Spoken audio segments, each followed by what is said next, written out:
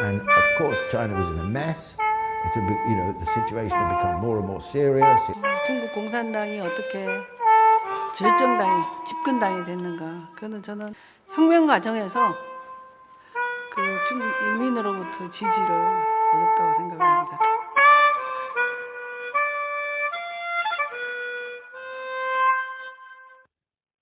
One would be that in order to develop the country, it was necessary to get rid of landlordism. It was necessary to protect the borders of the country from foreign aggression. And it was necessary to develop industry. But there's a more fundamental reason. It's a question of national survival. And of course, China was in a mess. The situation had become more and more serious. It was becoming increasingly fragmented. It was invaded by Europeans, Japanese, and so on. So you have this period of chaos, really, in China, broadly speaking, in the leading, all the way through the 20s, 30s, and leading up to and the war.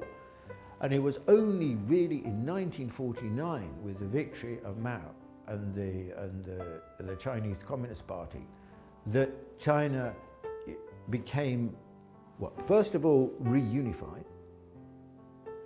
Secondly, expelled the foreign forces.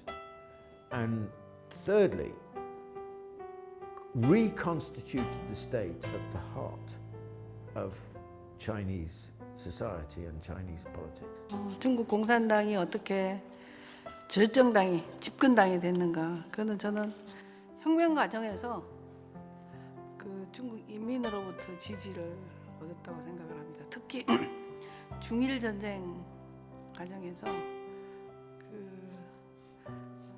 일본의 그 항일 전쟁에 가장 적극적으로 공산당이 동참했고, 그 과정에서 중국 국민들의 지지를 얻어내서 최종적으로 최후의 성자가 되지 않았나 생각을 하고요.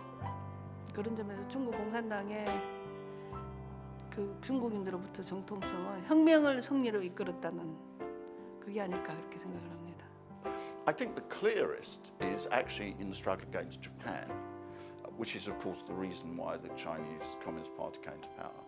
The leaders of the Kuomintang cooperated de facto in the situation where they did not see the main thing as to defeat Japan.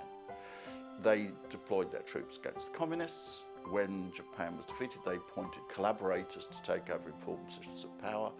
The leadership was entirely corrupt and in relations with the Kuomintang, and that was why it was thrown out. The Chinese Communist Party came to power because it was seen as the only force that could guarantee the advance of China, and that's really the reason more than all the other ones. The heart of what Chinese civilization is about.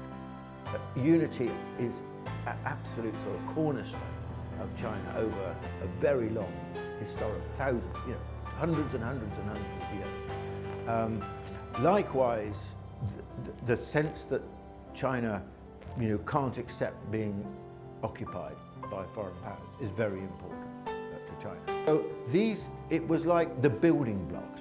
Mao restored the building blocks, if you like, put the modern building blocks in place for China. I think that the 1978 experience was on the shoulders, if you like, of the 1949 transformation. Without the expulsion of the foreign invaders, the reunification of China and the reconstitution of the state, that would not have been possible.